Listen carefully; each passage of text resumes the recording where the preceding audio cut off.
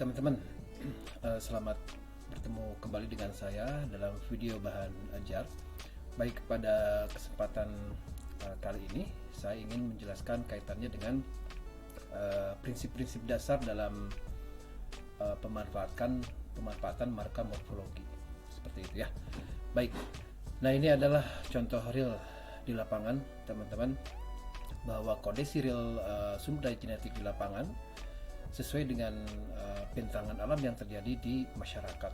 Jadi tentu saja penyebaran plasma nutfah penting itu ya tidak serta-merta mengumpul pada suatu areal atau wilayah yang spesifik gitu ya, tetapi ya pada prinsipnya juga mengumpul atau menyebar di areal lokasi-lokasi tertentu.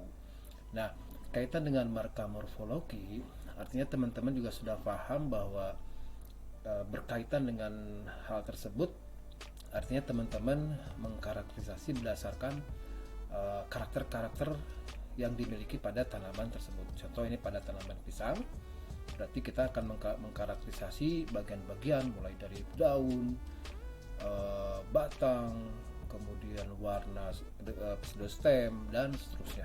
Seperti itu teman-teman, barangkali yang kaitan dengan marka morfologi. Nah, kaitan di lapangan pun kita tidak bisa sendiri ya. Kita perlu tim, perlu masyarakat, perlu kontak person gitu ya, perlu titik lokasi, perlu apa lagi? Perlu grand design awal, sehingga pada saat di lapangan kita akan target karakterisasi akan lebih to the point, seperti itu ya. Ini contoh-contoh yang saya lakukan teman-teman di pisang di Jati Gede bersama tim. Dan jangan lupa juga tadi ya, bahwa kontak person menjadi sangat penting di dalam proses kelancaran karakterisasi dan identifikasi dari sebuah plasma nutfah. Baik, ini petani Pak Tu menjadi yang tim saya di sana. Beliau ahli pisang, petani pisang.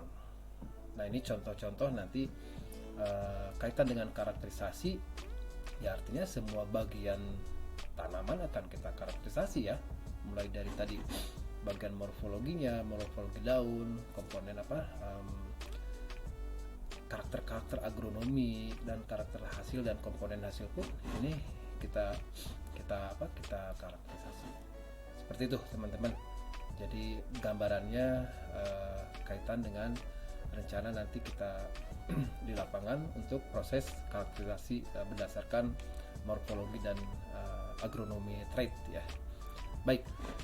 Nah, berikutnya ingin saya sampaikan juga terkait dengan proses karakterisasi. Sebetulnya teman-teman juga harus memetakan terlebih dahulu, menurut saya memetakan terlebih dahulu tadi ya teman-teman, semua yang kita lakukan adalah kaitan dengan plasma nutfah itu by design sesuai dengan topik teman-teman nanti di lapangan.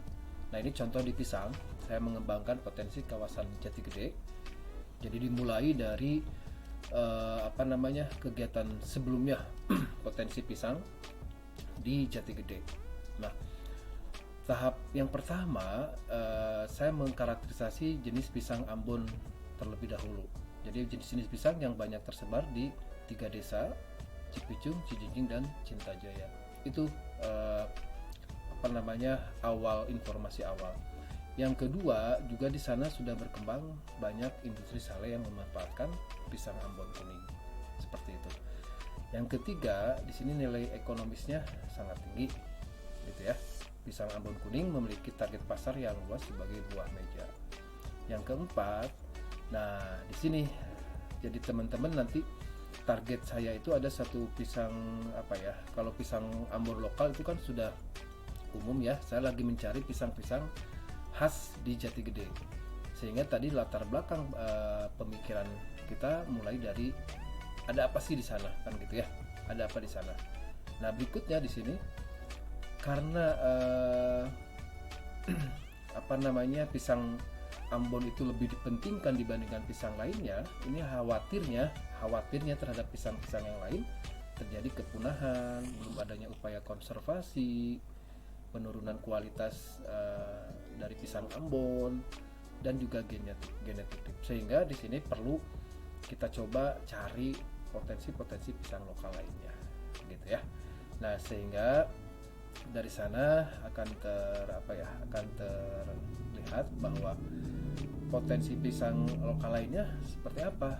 Belum diketahui bagaimana potensi pisang lokal di lainnya di Jatigede. Nah, ini teman-teman, jadi kaitannya dengan identifikasi karakter morfologi dan agronomi, sebetulnya grand design-nya kita siapkan dulu, seperti itu. Nah, berikutnya ini juga saya ada satu contoh lagi kaitannya dengan skema karakterisasi, teman-teman. Nah, di sini kaitannya dengan skema karakterisasi dan seleksi sumber plasma nutfah. Kalau tadi istilahnya grand design-nya bahwa mengapa sih perlu karakterisasi gitu ya. Nah, berikutnya bagian ini memperlihatkan bahwa perlu sekali dilakukan karakterisasi terlebih dahulu atau seleksi plasma nutfah unggul pisang. Nah, tahap yang pertama, teman-teman, kita coba data indigenous knowledge, ini jangan lupa, atau local knowledge, atau kearifan lokal, di mana ini jangan dianggap sepele. Pengetahuan lokal masyarakat terkait dengan posisi sentral suatu komoditi itu sangat penting. Nanti teman-teman bisa dicek dari sisi teknologi, dari sisi ekonomi, sosial, konservasi, dan potensi wilayah. Itu penting. Nah, di sini kita melibatkan masyarakat, petani, tokoh masyarakat, petani, kelompok tani, ibu rumah tangga. Itu ya.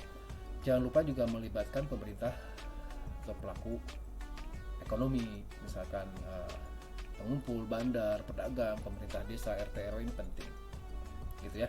Nah, ini kaitannya dengan kegiatan survei dan sampling tadi untuk karakterisasi plasma nutfah tadi ya, kegiatan berupa survei di wilayah plasma nutfah, tekniknya purposive sampling, wawancara, kuesioner, dan lain-lain.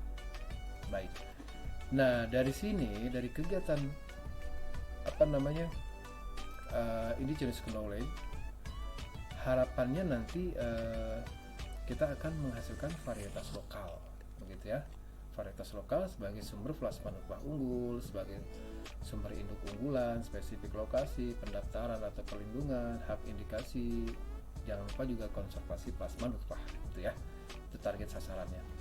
Nah, kaitannya setelah itu, teman-teman sudah menyiapkan beberapa udah menyiapkan konsep, desain, grand design, persiapan dan lain, baru kita melangkah ke karakterisasi, gitu ya. Nah, proses karakterisasi juga ini berdasarkan morfo agronomi trait, berdasarkan karakter-karakter morfologi dan agronomi di lapangan.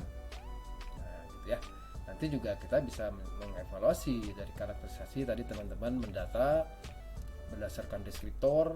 Nah, nanti kita evaluasi seleksi berdasarkan karakter tersebut.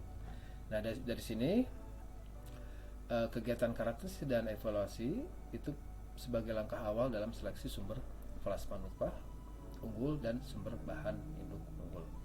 Nah, jadi dikaitkan dengan prinsip-prinsip dalam proses karakterisasi berdasarkan morfologi dan agronomi.